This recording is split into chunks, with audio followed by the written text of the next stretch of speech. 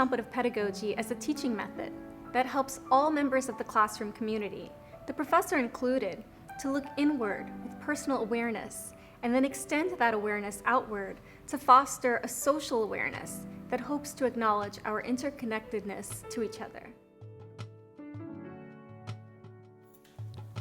Hello, class. Hope you're doing well today. I'm so happy to see you here. I would like us to rearrange our classroom desks into a circle. If there's anyone who does not feel up to that task or comfortable with that task, please don't strain your muscles. Your classmates and I won't judge you. If you are moving the desks, please be mindful of your surroundings, including the people around you, and be careful that you don't hurt yourself while you're moving the desks. Sounds good? Sounds good. Good, thank you.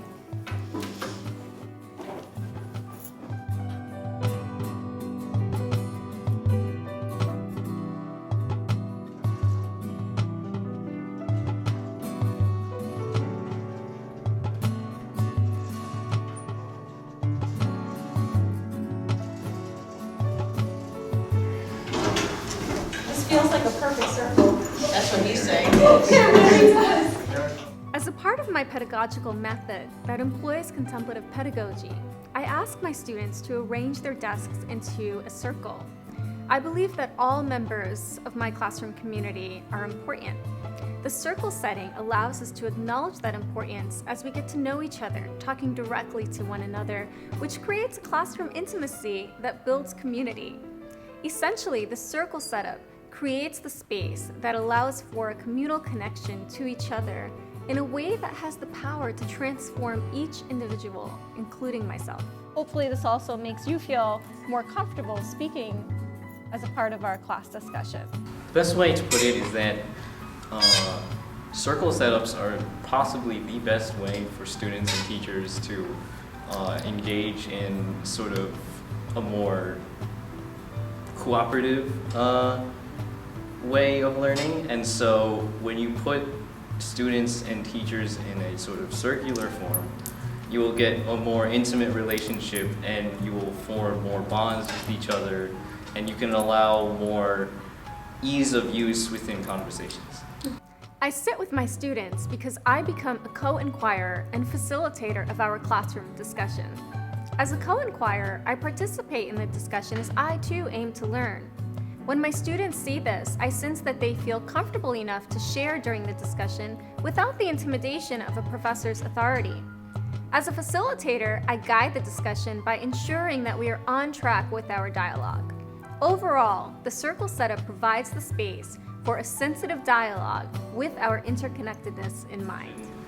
I kind of feel very comfortable when professors and teachers decide to sit with the students because it provides more of a dynamic feel, and it provides more of a way for students to feel at ease with their professor instead of seeing the professor up front and has somewhat most of the authority, where if a professor comes in and say, hey, let me join in, or just decide to jump in, you can see that the professor and the students have this bond together. I begin my class with a secular meditation. Here I do not aim to impose a religious tradition onto my students. What I do hope to accomplish is to provide my students with the opportunity to participate in a secular meditation that engages in an inner exploration to help them gain focus through self-awareness. I hope to remind my students that they are a whole person who has a purpose in the world. Scan your body from head to toe. If you feel any pain, just acknowledge that pain and let it go. You may even wish to slightly move your body in a way that helps you to let go of that pain. During the instrumental piece, you may wish to take a few belly breaths. To take a belly breath, you slowly inhale, pushing your tummy all the way in. And then you slowly exhale, pushing your tummy all the way out. The goal here of this activity is to help you maintain focus and awareness as we enter our class discussion.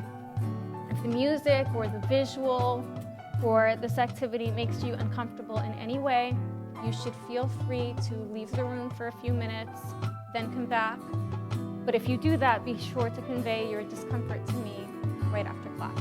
I ask my students to let go of any distractions and instead focus on their purpose for being in college and being in our classroom. With this mindset, we hope to make each and every single class a productive space of learning.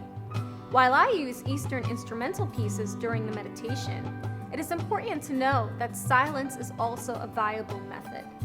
I choose to use the Eastern instrumental pieces because I feel that it helps to create an aura that allows for personal introspection through music.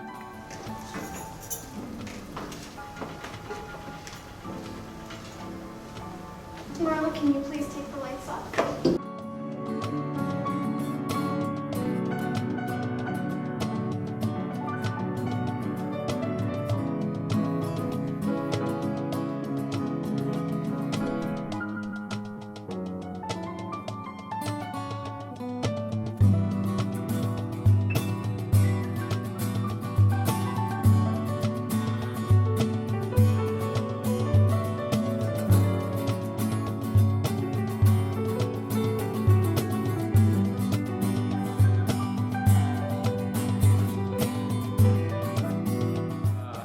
Instrumentals were calming, and they definitely didn't have too much of an awkward silence. It was quiet enough to hear your own thoughts, but also like a good mellow tune to continue meditating.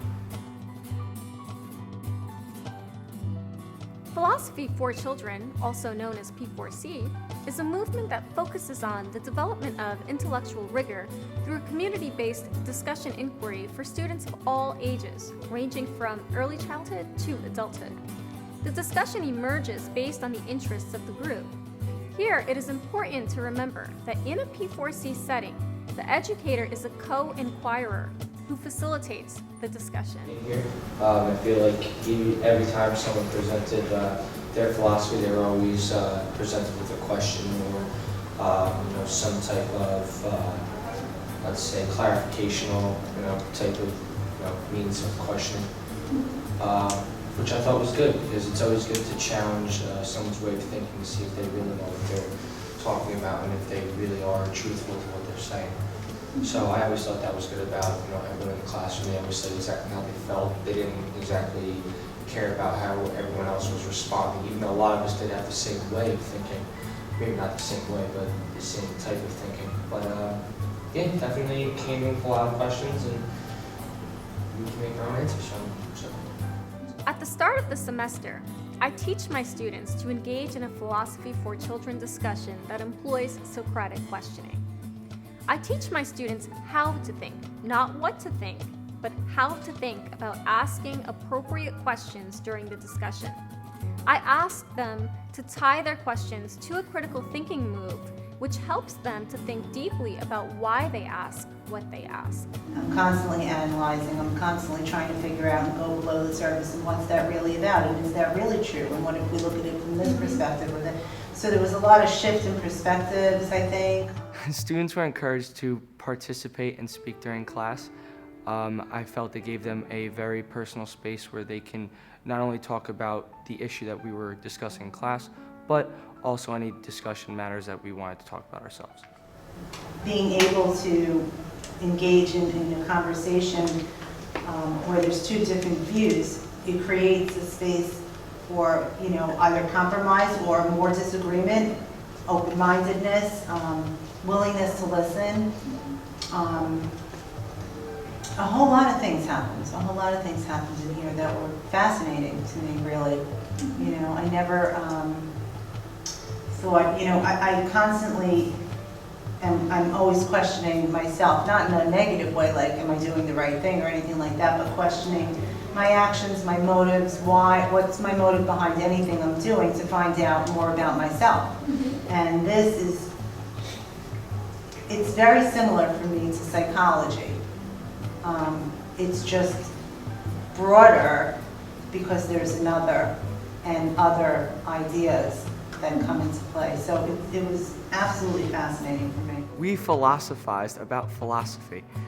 The different branches of philosophy that we did go over, my favorite being Plato, really changed my whole perspective on just being education in general, just being an educator, going to be an educator, anything of that matter. I'm so happy to hear that you had a good experience and that you enjoyed our circle and that you felt comfortable enough to speak. I'm also so happy to hear that we did have some transformation in here in our thinking, that we can look at multiple perspectives and see different reasons for a philosophical argument. We may not agree with the argument or take that stance, but we can most certainly learn how to understand and see the argument or so. So I think at this time it would be a good time to do our pulse and get set up for our validation. So let's all stand in a circle. We don't want to hold hands yet because we want to do our validations first.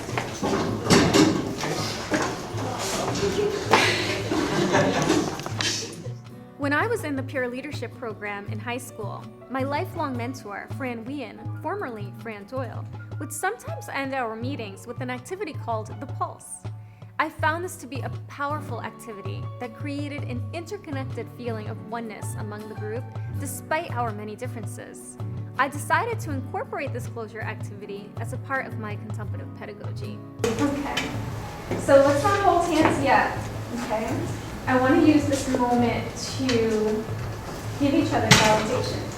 So if you feel that you want to say something to another classmate, this is the time.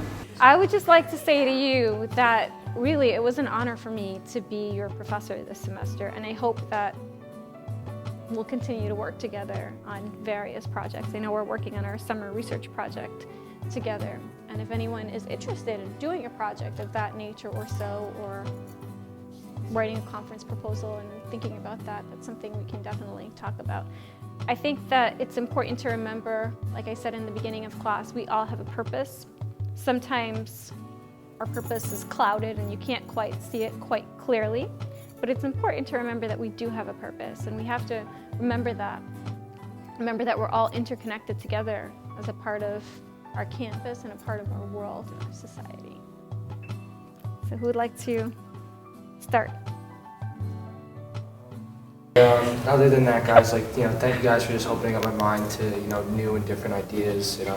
Us all coming from different backgrounds, really opens me up to, understanding not only, being a Caucasian male, but, looking in through different, eyes and aspects. So you guys have made me better. I know that I'm better from it. So thank you guys very much.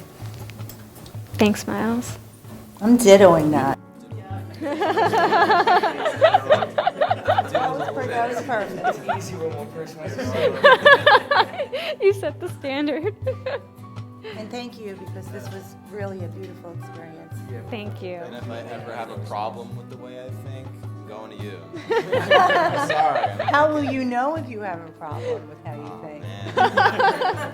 There's a problem. How will you know what is a problem? Right. This is philosophy at work, see?